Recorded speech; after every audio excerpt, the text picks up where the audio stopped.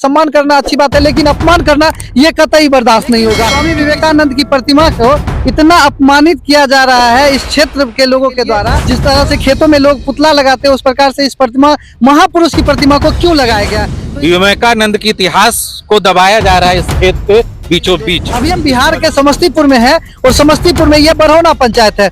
बरौना पंचायत का ये चतरा ग्राम में ये स्वामी विवेकानंद जी का मूर्ति, आप कभी भी अगर विद्यापति से पटोरी की तरफ जाते होंगे, महद्दी नगर की तरफ जाते होंगे, हाजीपुर की तरफ जाते होंगे, तो यहाँ देखते होंगे मानव का हृदय ईश्वर का सबसे बड़ा मंदिर है। उस मंदिर में आपको आराधना करनी होगी, ये इन्होंने ही कहा था। स्वामी विवेकानंद जी की आप प्रतिमा मेरे पीछे आप देख सकते हैं, और इस प्रतिमा के सामने हम ये वीडियो क्यों बना रहे हैं वो भी आपको जानकारी देंगे। इसलिए हम ये वीडियो बना रहे हैं क्योंकि आप चारों तरफ देखिएगा, इनके चारों तरफ जो है सरसों का लहलहाता हुआ फसल है, जो कि साल में 2 फसल इस खेत में होता है। लेकिन हम इस फसल के बारे में बात नहीं करने वाले, हम बात करने वाले इस महापुरुष, महाअध्यात्म, मतलब सब कुछ ईश्वर का सीधा सीधा इनको वरदान प्राप्त था, और इसीलिए ये अध्यात्म और महापुरुष ये बने स्वामी विवेकानंद। सबसे पहले अगर आप इनके बारे में जो भी जानते हैं हमारे कमेंट बॉक्स में बताइए, और इनको अगर इनका सम्मान करते हैं, स्वामी विवेकानंद जी का सम्मान करते हैं, तो इस वीडियो को ज्यादा से ज्यादा शेयर कर दीजिए। सवाल बनता है कि भैया हम इस प्रतिमा के बारे में क्यों बता रहे हैं? इसलिए बता रहे हैं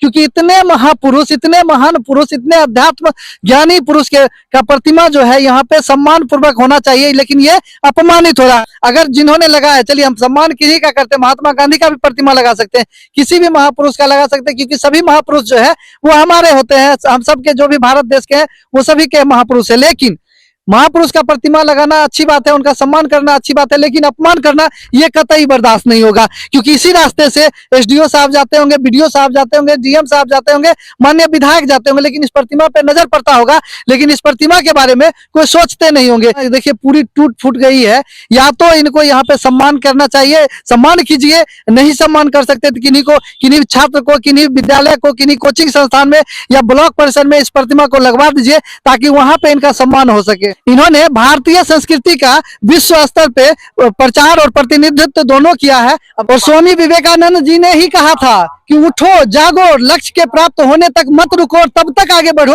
जब तक आपका लक्ष्य जो है आपको प्राप्ति ना हो जाए। और तब तक हम ये वीडियो बनाते रहेंगे, इनकी आवाज जो है उठाते रहेंगे, जब तक इस मूर्ति को, इस प्रतिमा को सम्मान जो है, जिस सम्मान के ये हकदार है, वो सम्मान इनको ना मिल जाए। स्वामी विवेकानंद जी को जो भी मानते हैं, जो भी चाहते हैं, जो भी इनके बारे में जानते हैं, जो भी इनका सम्मान करना चाहते हैं, वो इस वीडियो यहाँ पे आके एक वीडियो जरूर बनाए। और अगर जो शिक्षाविद है, जो छात्र हैं, छात्राएं अगर इधर से जाते हैं, तो एक गिलास पानी, एक बोतल पानी से इनका प्रतिमा को जो है साफ जरूर करे। यहाँ के कुछ ग्रामीणों से भी हम बात करेंगे और इनके बारे में जानकारी देंगे कि इनका ये प्रतिमा यहाँ कब से लगा हुआ है और क्यों लगा हुआ है। स्वामी विवेकानंद की प्रतिमा को इतना अपमानित किया जा रहा है इस क्षेत्र के लोगों के द्वारा, जो आप देखिएगा तो शर्मिंदा हो जाइएगा। सबसे प्रथम हम बात करेंगे कि ये मूर्ति जो है स्वामी विवेकानंद की, ये कब लगी है? क्या नाम है आपका? मेरा नाम डॉक्टर अमित हुआ। मैं समस्तीपुर इसी गांव से रहने वाला हूं, और वैसे तो मैं रहता हूं पटना में, पर हमेशा इस गांव में आना जाना हमारा हर महीने लगभग लगा रहता है। हमारी उम्र लगभग 40 वर्ष हो गई। जब से मैं होश संभाला हूं तब से मैं इस जगह को देख रहा हूं और इस प्रतिमा को देख रहा हूं। वही बात हम भी कर रहे हैं। जैसे हम लोग जाते आते हैं, बहुत कई लोग जाते हैं, बीडीओ साहब जाते हैं, एसडीओ साहब जाते हैं, या जो भी शिक्षाविद हैं, जो भी जानकार लोग हैं, जो भी पढ़ने लिखने वाले छात्र छात्र हैं, वो भी इधर से जाते हैं। स्वामी विवेकानंद कहीं ना कहीं महापुरुष है, महापुरुष है, लेकिन इनको जब भी देखते हैं, इनकी प्रतिमा को देखते हैं, तो हमको खुद अपने आप में शर्मिंदा महसूस करते हैं, और इसीलिए हम आपको रोके हैं। डॉक्टर साहब, ये प्रतिमा आप कब से देख रहे हैं? लगभग 35 साल से। 35 साल हम, जो मुझे याद है। हाँ। लेकिन इनका जो सम्मान होना चाहिए या इस जगह का जो विकास होना चाहिए, वो आज तक हो नहीं पाया। अब जो भी उसका कारण है, वो सरकारी वजह से, निजी वजह से, वो आज तक हो नहीं पाया। महात्मा गांधी सभी के हैं, स्वामी विवेकानंद सभी के हैं, क्योंकि किताबों के चैप्टर से भी पहले इनको गायब कर दिया गया। अब बाबर आजम और ये सबको, शाहजहां, ताजमहल, सबको पढ़ाया जाता है। हमारे लिए बहुत दुख की बात है कि हम लोग अपनी धरोहर और अपनी पहचान को भूलते जा रहे हैं। और पहले उनको किताबों से गायब किया गया, लेकिन फिर उसके बाद जो है इस खेत में कौवा जैसे हकारते हैं, जैसे कोई पशु पक्षी आते हैं, उसको भगाने के लिए पुतला लगाया जाता है। उस प्रकार, ठीक उसी प्रकार से इनकी प्रतिमा को रखा गया है कि खेती में उसका विकास हो सके। लेकिन विवेकानंद के इतिहास को दबाया जा रहा है इस खेत के बीचों बीच, इस फसल के बीच में।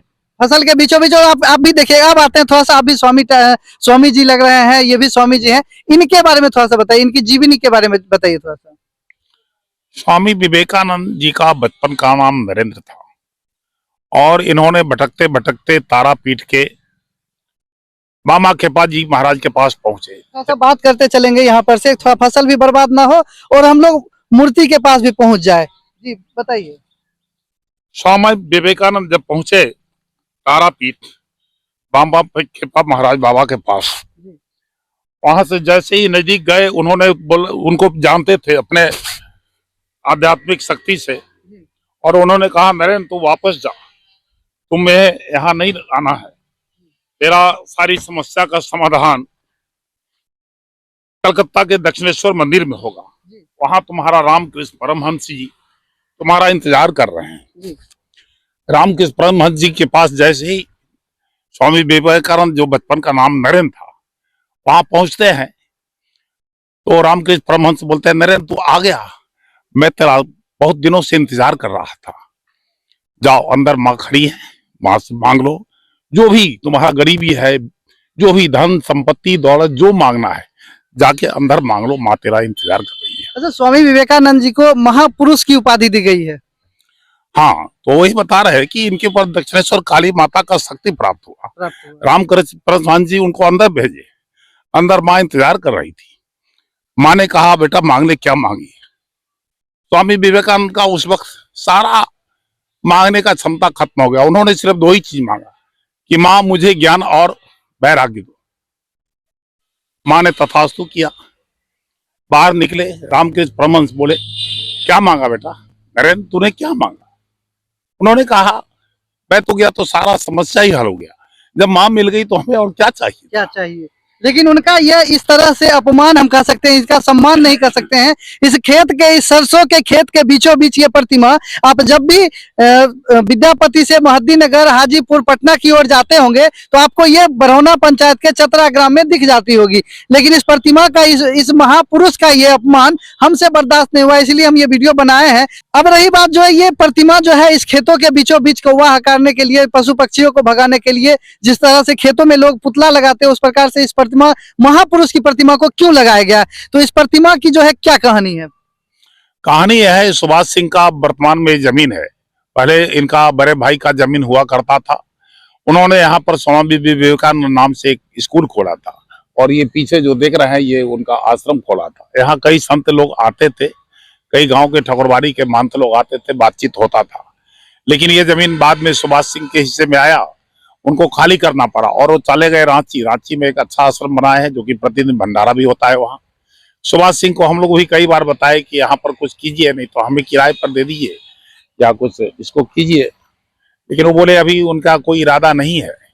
खेती करते हैं साल में दो फसल, बाकी मूर्ति पर कोई ध्यान उनका नहीं है। साल में जब इनका विवेकानंद जी का जब ये वर्षगांठ आता है, कुछ विद्यार्थी लोग आते हैं, पूजा पाठ करके जाते हैं, ये तो मैंने देखा है। इनके बारे में जो भी जानते हैं, जो भी मानते हैं इनके बारे में, इनकी आवाज एक बार जरूर उठाएं और इस वीडियो को ज्यादा से ज्यादा शेयर करें।